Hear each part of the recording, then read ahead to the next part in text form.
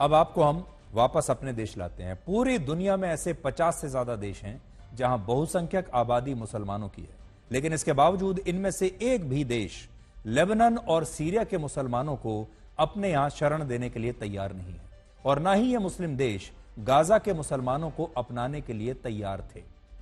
लेकिन भारत एक ऐसा धर्मनिरपेक्ष देश है जहां न जाने कितने राज्यों और शहरों में हमारे पड़ोसी देश बांग्लादेश या पाकिस्तान से घुसपैठ करके आए मुसलमान अवैध तरीके से रह रहे हैं। और हमारे देश की राजनीति भी ऐसी है कि इन लोगों के पास आज हमारे देश का असली आधार कार्ड है, ड्राइविंग लाइसेंस है, पासपोर्ट है, वोटर आईडी कार्ड है।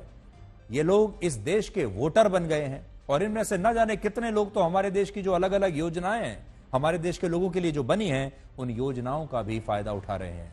और आज हम आपको ऐसे ही कुछ लोगों के बारे में बताएंगे जिन्हें बेंगलुरु पुलिस ने गिरफ्तार किया है। जरा ध्यान से सुनिएगा कि भारत में क्या क्या हो रहा है, और इसीलिए भारत पूरी दुनिया से बिल्कुल अलग देश है।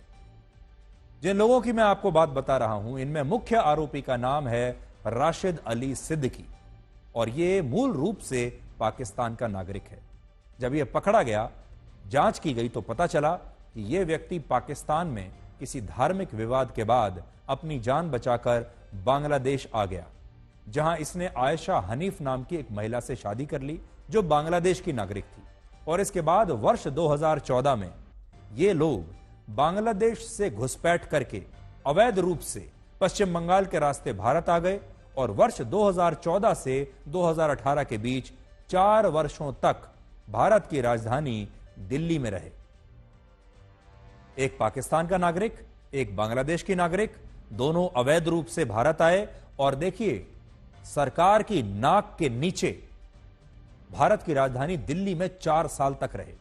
खतरनाक बात यह है कि देश की राजधानी दिल्ली में रहते हुए इन लोगों ने अपने फर्जी दस्तावेजों की मदद से असली आधार कार्ड बनवा लिया, अपना पासपोर्ट बनवा लिया, ड्राइविंग लाइसेंस बनवा लिया, वोटर आईडी कार्ड भी बनवा लिया। और ये सारे दस्तावेज भारत में आने के सिर्फ 1 साल में बन गए थे, और ये लोग यहां हिंदू बनकर रह रहे थे।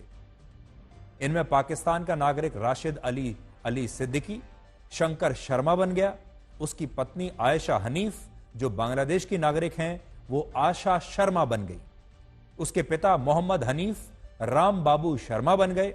उसकी मां रुबीना रानी शर्मा बन गई, और इनके दोनों बच्चों का भी भारत में आधार कार्ड बन गया। और यह आधार कार्ड, पासपोर्ट और ड्राइविंग लाइसेंस दिल्ली के ही एक पते पर बनवाया गया था। इससे आप यह समझ सकते हैं कि अगर भारत की राजधानी दिल्ली में, जहां संसद भवन है, सुप्रीम कोर्ट है, पूरी भारत सरकार यहां पर बैठती है, सारी बड़ी सुरक्षा एजेंसियों के मुख्यालय यहीं पर हैं, अगर वहां इतनी आसानी से घुसपैठ करके आए लोग अपना आधार कार्ड और पासपोर्ट बनवाकर राशिद अली से शंकर शर्मा बन सकते हैं, आयशा हनीफ से आशा शर्मा बन सकते हैं, तो देश के बाकी राज्यों की क्या हालत होगी, जरा अंदाजा खुद आप लगा लीजिए।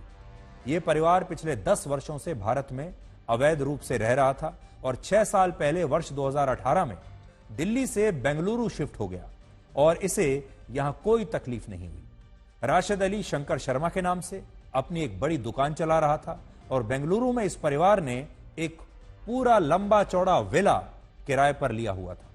लेकिन पुलिस का कहना है कि हाल ही में उसे चेन्नई के इमिग्रेशन डिपार्टमेंट ने यह जानकारी दी कि उसने 4 लोगों को फर्जी पासपोर्ट के साथ गिरफ्तार किया है, जो 14 सितंबर को भारत से बांग्लादेश की राजधानी ढाका गए थे, और 24 सितंबर को ढाका से चेन्नई लौट आए थे। लेकिन चेन्नई लौटने पर जब इन्हें हिरासत में लेकर पूछताछ हुई, तो पता चला कि ये सभी लोग भारत में फर्जी दस्तावेज बनाकर अवैध तरीके से उसी परिवार के साथ रह रहे थे जिसे बेंगलुरु पुलिस ने अब गिरफ्तार किया है। और कर्नाटक के गृह मंत्री जी परमेश्वर ने खुद यह बात कही कि बेंगलुरु में बड़ी संख्या में लोग अवैध तरीके से रह रहे हैं, जिनकी पहचान करके पुलिस उनके खिलाफ अब कार्रवाई कर रही है। मेरी जानकारी के मुताबिक वो इंडिया गेट के पास बीते 10 वर्ष से रह रहे थे, और उन्हें बेंगलुरु में आए 1 वर्ष हो गया। उन्हीं में 3-4 लोगों को हिरासत में लिया है। वो यहाँ क्यों आए और कैसे आए, इसकी जांच चल रही है। अगर ये सच है कि वो 10 वर्ष भारत में रह रहे थे, तो खुफिया एजेंसियों ने उन्हें क्यों नहीं पकड़ा? उन्होंने नाम बदलकर पासपोर्ट भी बनवा लिया, जो बहुत मुश्किल से बनता है। आपको याद होगा पिछले ही हफ्ते मुंबई से भी पुलिस ने बांग्लादेश की एक पॉर्न स्टार को गिरफ्तार किया था, जो बन्ना शेख से रिया बर्डे बन गई थी और उसका पूरा परिवार ओबीसी बनकर काफी समय ठाणे जिले में रह रहा था, काफी समय से। और आरोप है कि यह लड़की राज कुंद्रा के प्रोडक्शन हाउस में भी काम कर चुकी थी, ऐसे आरोप उस पर लग रहे थे। अब सोचिए, बांग्लादेश की एक लड़की भारत में आती है और उसके बाद महाराष्ट्र में रह रही है और अपना नाम उसने रिया बर्डे कर लिया है।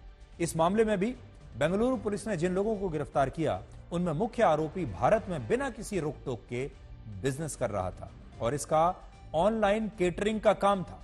सोचिए कितनी गंभीर बात है कि बांग्लादेश से ढेर सारे मुसलमान भारत में हिंदू बनकर रह रहे हैं और अब भी न जाने कितने लोग आपके हिस्से की नौकरी, आपके हिस्से का काम और इस देश के लोगों के हिस्से के संसाधनों का इस्तेमाल कर रहे होंगे। इस देश के चुनाव में वोट डालते होंगे, इस देश में जो राशन दिया जाता है गरीब लोगों को मुफ्त में वो ले रहे होंगे, नौकरियां ले रहे हैं, काम ले रहे हैं और जितने भी जो योजनाएं हैं, वेलफेयर स्कीम्स हैं भारत सरकार की, उनका भी फायदा ले रहे होंगे। ये तो सिर्फ एक एंगल है, लेकिन इनमें से अगर कई लोग ऐसे भी हो सकते हैं जो देश की सुरक्षा के लिए खतरनाक हो सकते हैं। कुछ लोग ऐसे भी हो सकते हैं जो आतंकवादियों से मिलकर इस देश में तबाही मचा सकते हैं। पिछले साल केंद्र सरकार ने सुप्रीम कोर्ट को बताया था कि उसके पास ऐसी कोई पुख्ता जानकारी नहीं है जिसके आधार पर यह बताया जा सके कि पूरे देश में अवैध तरीके से रह रहे लोगों की संख्या असल में कितनी है। लेकिन वर्ष 2016 में सरकार ने संसद में यह जरूर बताया कि भारत में बांग्लादेश से घुसपैठ करके आए लोगों की संख्या लगभग 2 करोड़ हो सकती है, जो न्यूजीलैंड जैसे 4 देशों की जनसंख्या के बराबर है। न्यूजीलैंड जैसे 4 देशों की जनसंख्या के बराबर अवैध रूप से लोग हमारे देश में रह रहे हैं। बांग्लादेश से आए लगभग 2 करोड़ लोग, ऐसा भारत सरकार ने संसद में बताया था।